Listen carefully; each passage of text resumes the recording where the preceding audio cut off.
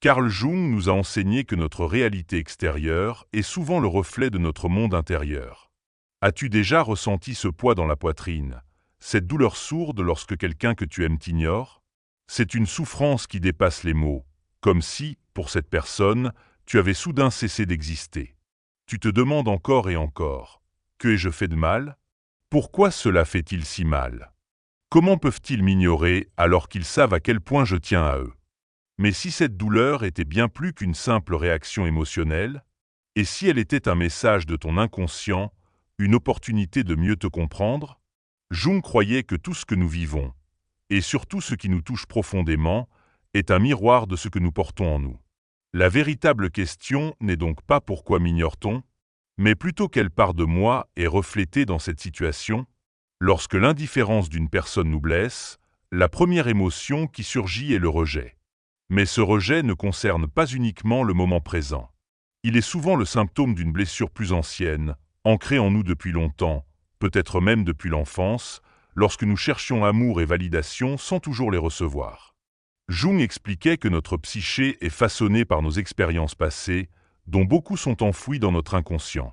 Ainsi, chaque fois que quelqu'un t'ignore, tu ne réagis pas seulement à cette personne, mais aussi à toutes les fois où tu t'es senti invisible, insignifiant ou pas assez bien. Cette personne qui t'ignore aujourd'hui, sans même en avoir conscience, a simplement réveillé une blessure préexistante. Et c'est là que Jung nous invite à aller au-delà des apparences. Plutôt que de nous focaliser sur ce que l'autre fait ou ne fait pas, il nous pousse à nous interroger. Quelle part de moi réclame d'être reconnue?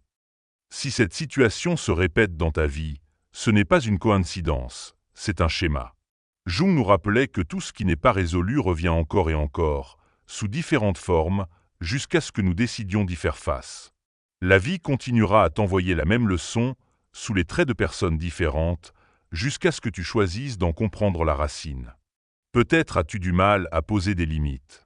Peut-être as-tu appris à associer l'amour au sacrifice. Ou peut-être t'accroches-tu à des personnes qui ne te valorisent pas, parce qu'au fond de toi, tu penses devoir mériter leur amour. Si ces mots résonnent en toi, ce n'est pas un hasard, c'est ton inconscient qui t'indique une voie à explorer. Et voici la vérité essentielle. La douleur que tu ressens ne vient pas de la personne qui t'ignore. Elle vient de cette part de toi qui attend encore d'être vue et reconnue. Jung parlait de l'ombre, cette partie cachée de notre psyché où nous reléguons tout ce que nous avons refoulé ou nié. La tristesse, la vulnérabilité, la peur de l'abandon. Mais affronter son ombre n'est pas une punition, c'est une invitation à guérir.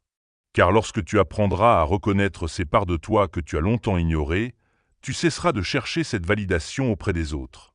Et c'est à ce moment-là que le schéma se brisera. Si, à un moment de ta vie, tu as appris que pour être aimé, il fallait être fort, il est possible que tu aies enfoui ta part la plus sensible. Et aujourd'hui, chaque fois que quelqu'un t'ignore et que la douleur surgit, ce n'est pas seulement une réaction passagère. C'est ton ombre qui crie pour être reconnu. Mais voici ce qui est essentiel à comprendre. Plus tu cherches la validation des autres, plus le vide en toi grandira. La seule façon de briser ce cercle vicieux est de t'offrir toi-même ce que tu as toujours recherché à l'extérieur. L'amour, la reconnaissance, l'acceptation. Lorsque tu commences à te voir avec bienveillance, un changement profond s'opère. Tu cesses de mendier l'attention, tu ne cherches plus d'explication à l'indifférence des autres. Et, soudainement, ceux qui t'ignoraient auparavant commencent à remarquer ton absence. Mais ce n'est pas parce que tu joues un jeu d'indifférence, c'est parce que ton énergie a changé. Jung nous disait que la véritable transformation se produit lorsque nous cessons de chercher à l'extérieur ce qui a toujours été en nous. La question n'est pas comment puis-je leur prouver ma valeur, mais plutôt comment puis-je commencer à me valoriser moi-même. Lorsque tu arrêtes de chercher la validation chez les autres et que tu apprends à te regarder avec honnêteté, tout bascule. Tu réalises que l'amour de soi n'est pas juste une belle idée, mais une pratique quotidienne. C'est la manière dont tu te parles, les choix que tu fais sur les personnes qui entrent dans ta vie, et ta capacité à lâcher prise sur ce qui ne te correspond plus. Car en fin de compte, la vie reflète toujours la façon dont tu te traites toi-même. Si tu ne te vois pas, les autres ne te verront pas. Si tu ne te choisis pas, les autres ne te choisiront pas. Si tu ne te respectes pas, le respect des autres sera éphémère. Et c'est là que l'enseignement de Jung devient réellement transformateur. Ce n'est pas une question de changer l'autre, de le forcer à te valoriser ou à réaliser son erreur. C'est une invitation à te regarder en face et à te demander « Comment puis-je enfin me choisir ?» Dès l'instant où tu le fais, tout change. Jung parlait de synchronicité, ce concept clé en psychologie jungienne qui nous enseigne que l'univers répond à notre énergie intérieure. Lorsque tu vibres dans le manque, tu attires des situations qui renforcent ce manque. Mais lorsque tu lâches prise et que tu te concentres sur ta propre évolution, de nouvelles opportunités émergent, des rencontres inattendues surviennent, et la vie prend une nouvelle direction.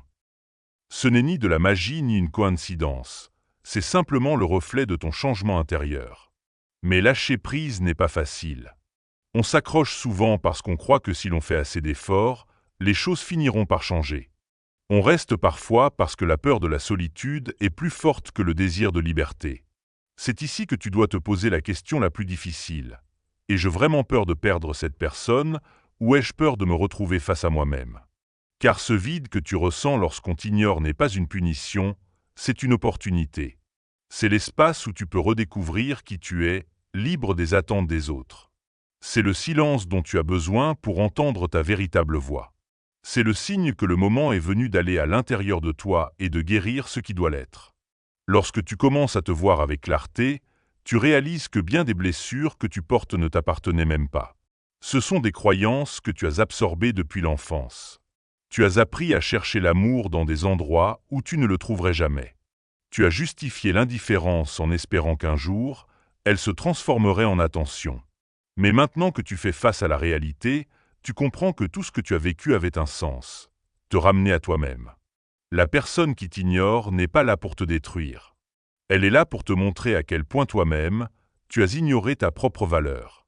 Et si ce message a résonné en toi, c'est qu'il est peut-être temps de reprendre ton pouvoir. La vie est trop courte pour la passer à attendre que quelqu'un d'autre te valide. Le pouvoir a toujours été en toi. Il est temps de le revendiquer.